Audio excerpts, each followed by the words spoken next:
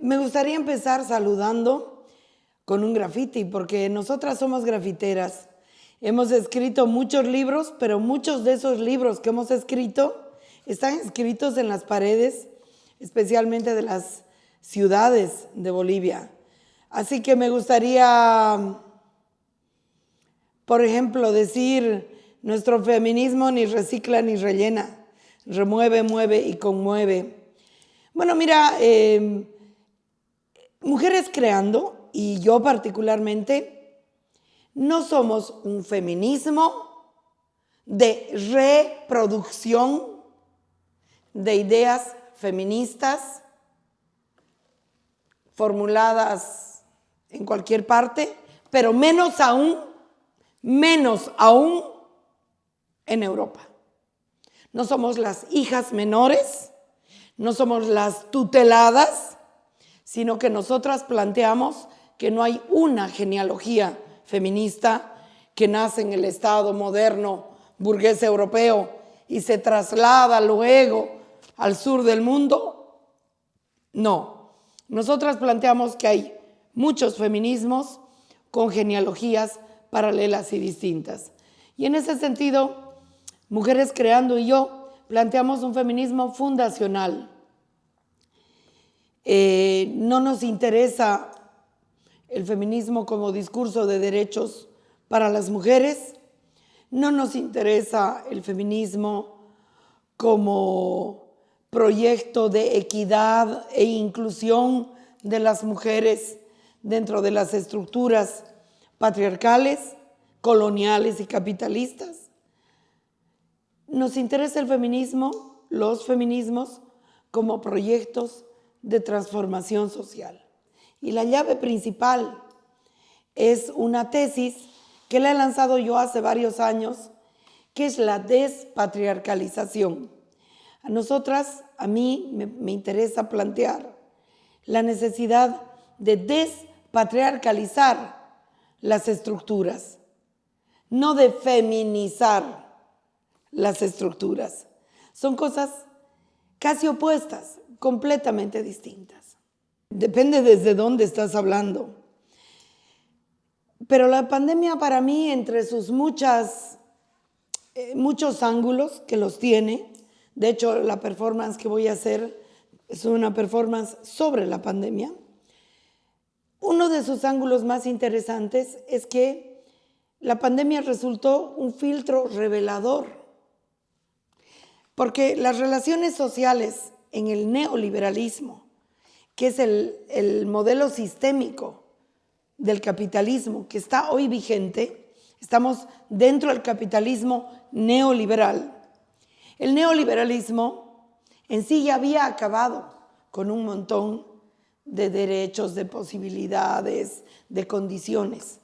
Las había deteriorado completamente. Pero la pandemia termina de clarificar ese deterioro general.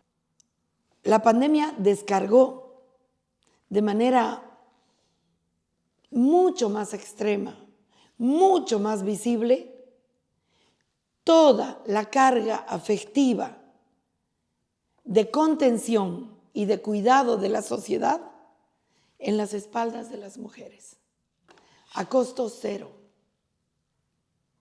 El día en que los niños y las niñas dejaron de ir al colegio, ¿dónde descargaron sus 24 horas? No fue en la espalda de los padres, fue en la espalda de las madres.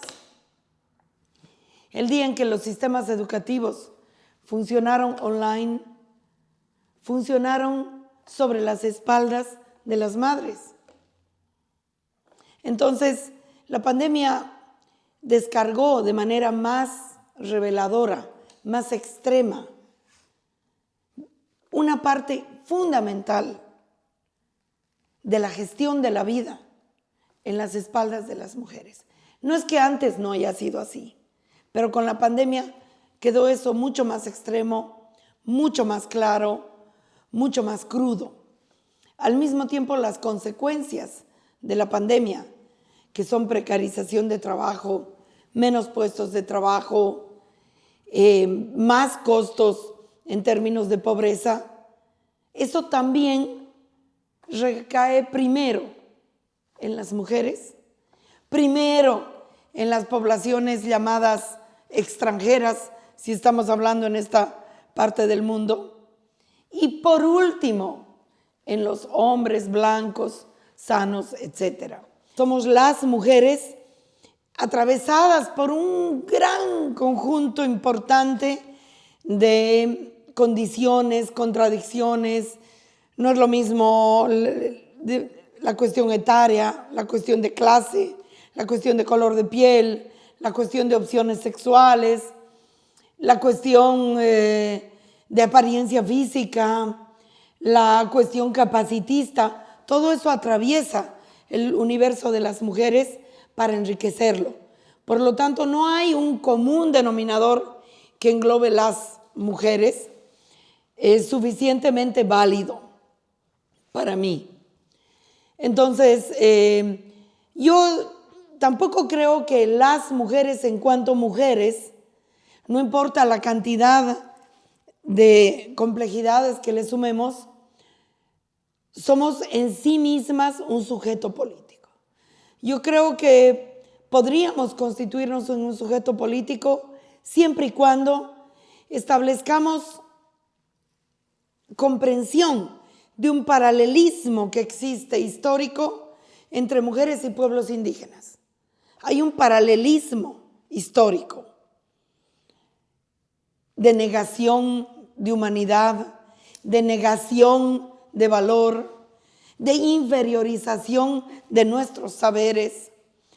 Luego, un paralelismo emancipatorio con lo que son todas las transgresiones del universo sexo-cuerpo, todo lo que es la mariconada. Entonces, y luego está todo el tema de cuestionar el capacitismo, porque las debilidades, las vulnerabilidades, la sensibilidad, las fragilidades deberían ser el punto de confluencia principal. Y luego todos los compañeros de la disidencia masculina, todos los futuros no hombres, ya no el hombre nuevo, sino el ex hombre, el no hombre, los ex hombres. Mira, esa sí que es una pregunta grotesca y divertida al mismo tiempo.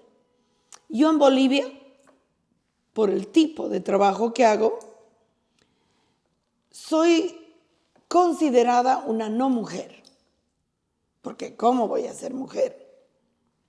Entonces yo les digo, no se hagan problema, soy pues una no mujer. Porque los límites de lo mujer y de lo hombre son límites opresivos. Tú también puedes ser considerado un no hombre. Depende de lo que hagas. Porque tu masculinidad está bajo vigilancia. Y mi feminidad está bajo vigilancia.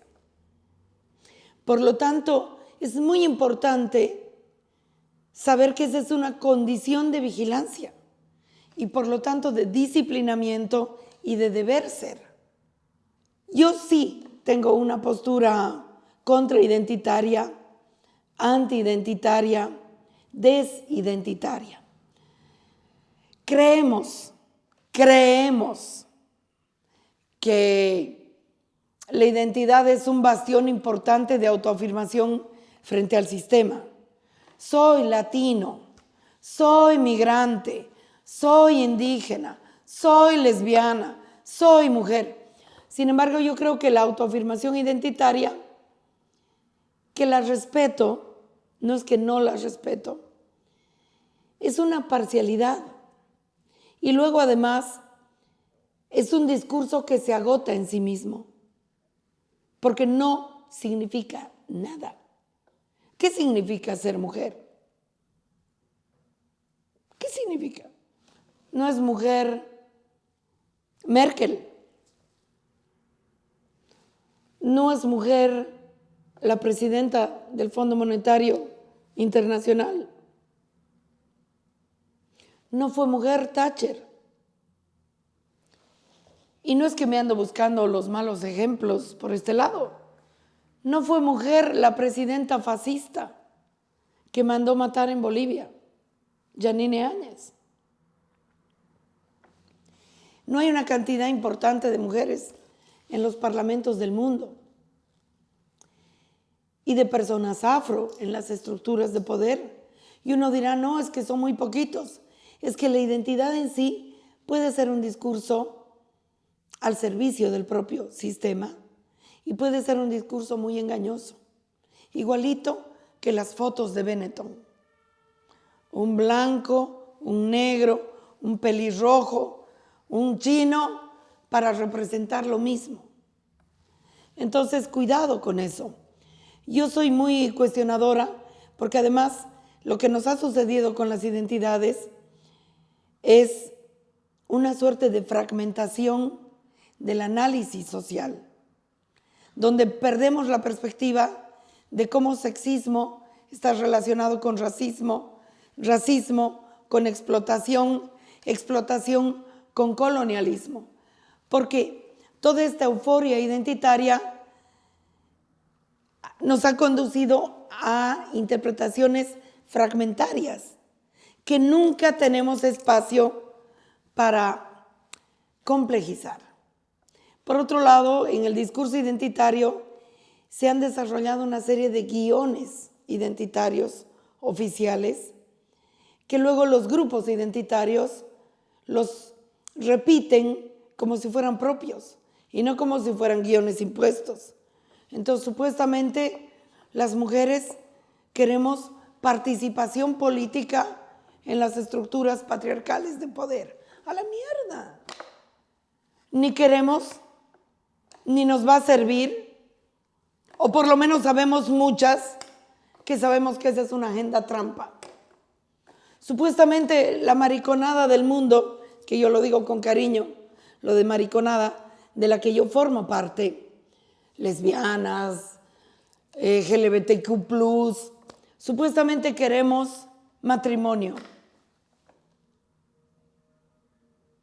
El matrimonio es una estructura caduca, es un contrato de propiedad, es un contrato fundante del Estado patriarcal. Y ahora queremos matrimonio, porque no sabemos a quién le vamos a heredar. ¿Qué le vamos a heredar? Una colcha, unos zapatos usados. El problema es gestionar nuestra herencia. Bueno, mi problema no es ese. O sea, eso te lo digo así de antemano. Entonces, hay una domesticación en el proceso identitario. Y yo en ese sentido lo que planteo, porque no es solo crítica, lo que yo planteo es las alianzas insólitas, la comunidad heterogénea de alianzas insólitas, que las formulo con una metáfora, pero no es una metáfora fija y única. Es una metáfora que puede ser sustituida y cambiada por todo tipo de metáforas. Pero yo planteo indias, putas y lesbianas juntas, revueltas y hermanadas, como una confluencia de rebeldías, como una alianza que es menos fácil de comprender para el sistema, que es menos fácil de controlar y que no es excluyente. Porque en pandemia ocurrió una contradicción. Los mecanismos de control fueron extraordinariamente autoritarios, pero al mismo tiempo las condiciones de encierro, las condiciones materiales de vida, nos llevaron a terrenos desconocidos. Por ejemplo, la recuperación de los animales de parte del territorio, el hecho de que se paran muchas producciones y no se acaba el mundo. No tenemos que producir y producir y producir. Y entonces, ahí hubo un momento en el cual yo pensé, va a venir algo genial, porque estamos viviendo un experimento planetario que nos puede dar luces de lo que podría ser un cambio. Y sin embargo el cambio no se dio. Yo creo que el feminismo definitivamente, o los feminismos, porque me gusta hablar en plural, y cuando hablo de los feminismos, estoy reconociendo un campo donde hay luchas diferentes, simultáneas, que conjuncionan en algo. Los feminismos son hoy el territorio político más convocante y más novedoso. Probablemente junto a las luchas ecologistas y a las luchas indígenas sea lo único que realmente hay.